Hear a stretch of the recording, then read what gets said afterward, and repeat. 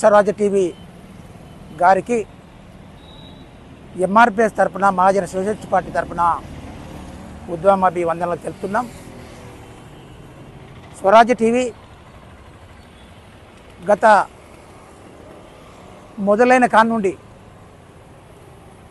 గౌరవ మందకృష్ణ మాదిగ గారు చేస్తున్న పోరాటాలని ప్రజల దృష్టికి, ప్రభుత్వాల దృష్టికి తీసుకువెళ్ళి నేను చేస్తున్న పోరాటాలని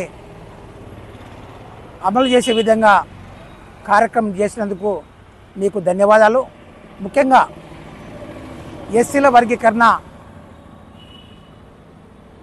వర్గీకరణకు గౌరవ మందకృష్ణ మాదిగ గారి నాయకత్వంలో వెంటనే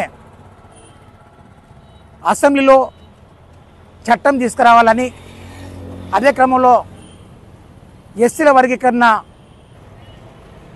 ఈ యొక్క తెలంగాణ రాష్ట్రంలోని గ్రూప్ 1, గ్రూప్ 2, గ్రూప్ 3 అదే క్రమంలో ఉద్యోగ భర్తీని వెంటనే నిలిపివేయాలని మేము ముఖ్యమంత్రి రేవంత్ రెడ్డి గారిని డిమాండ్ చేస్తున్నాం.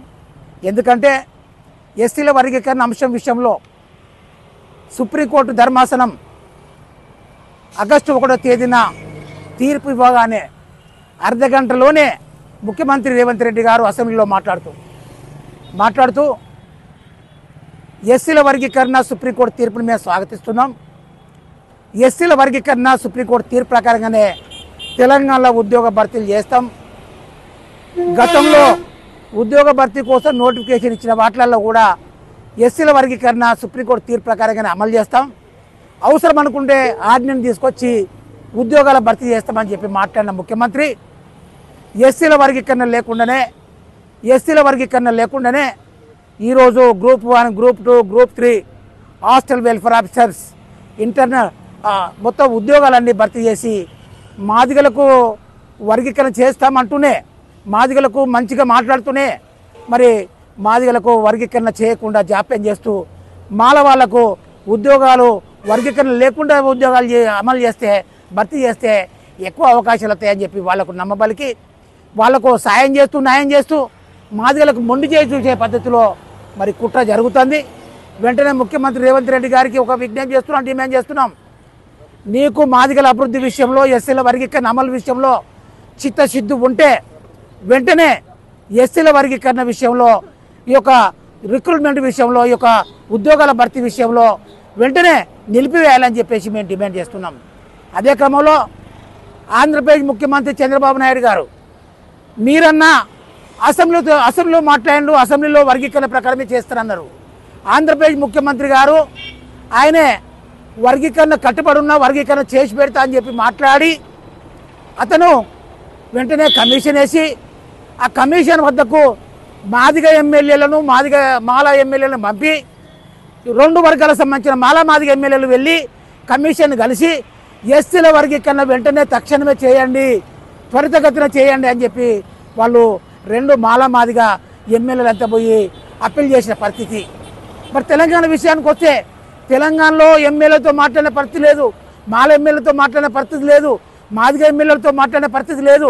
అదే క్రమంలో వర్గీకరణ విషయంలో మరి ఎవరి జనప్రతినిధులను మేము అమలు చేస్తున్నాం, దీనికి మాదిగ ఎమ్మెల్యే కట్టుబడి ఉండాలని చెప్పేసి మాట్లాడిన పరిస్థితి లేదు. అంటే వర్గీకరణ ప్రకారం రిక్రూట్మెంట్ చేస్తామని, వర్గీకరణ ప్రకారం ఉద్యోగాలు భర్తీ చేస్తామని వర్గీకరణ లేకుండా చేయడం అంటే మాదిగలకు ఉద్యోగ రంగంలో అన్యాయం చేసిన వాళ్ళే అవుతారని చెప్పేసి ఆయన గారికి మన రేవంత్ రెడ్డి గారికి చిత్తశుద్ధి ఉంటే వెంటనే వర్గీకరణ ఏదైతే ఉద్యోగాల భర్తీని నిలిపివేయాలని, అదే క్రమంలో మీరు అనుకుంటారు కావచ్చు ఒక పక్క మీరు మాదిగలకు మభ్య పెడుతున్నాయి, మానవులకు సాయం చేస్తున్నావు కాబట్టి మరి ఆ రకంగా పబ్బం గడుపుతామని చెప్పేసి అనుకుంటున్నావు కావచ్చు. మరి నీ తరపున కొంతమంది దళారులను ఉసిగొల్పి మందకృష్ణ మాదిగ వ్యతిరేకంగా మాట్లాడే కుట్ర చేస్తున్నావు. ఆ పద్ధతిని మానుకో. మందకృష్ణ మాదిగకు విమర్శించే పద్ధతిలో మాట్లాడినా కానీ ఇక్కడ ఎంఆర్పిఎస్గా మేము చూస్తూ ఊరుకోమని, ఎన్నడూ ఉద్యమంలో పనిచేయనోడు, 30 ఏళ్ళుగా ఎన్నడూ ఉద్యమంలో పనిచేయనోడు వచ్చి ఇవాళ వచ్చి నేను మాదిగను, నేను వర్గీకరణ కోసం గతంలో పోరాటం చేసిన అంటే ఈ 30 ఏళ్ళు నువ్వు ఎక్కడ పడినావు? 30 ఏళ్ళు నువ్వు ఎక్కడున్నావు?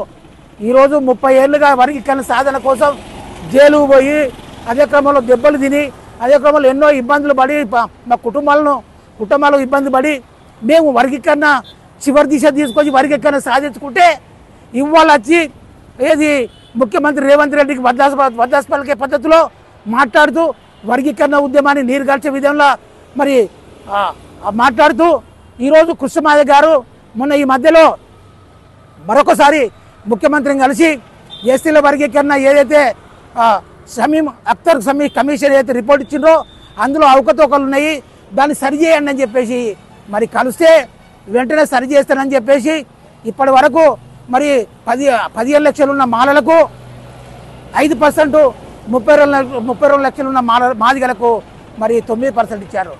5% 15 లక్షలకు 5% ఇస్తే 32 లక్షలకు 11% రావాలి కదా. ఎందుకు దీన్ని సరి చేయరు?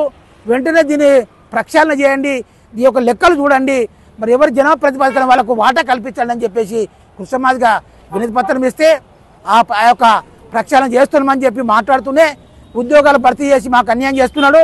వెంటనే ముఖ్యమంత్రి గారు నేను ఒకటి చెప్తున్నా, నువ్వు ఎక్కడికి వచ్చినా కానీ వర్గీకరణ సమస్య ఈ ఉద్యోగాల భర్తీ నిలిపివేయకుండా ఏ ప్రాంతానికి నువ్వు పర్యటించినా కానీ ఎంఆర్పిఎస్ వాళ్ళు అడ్డుకోవాలని చెప్పేసి చేస్తున్నాం.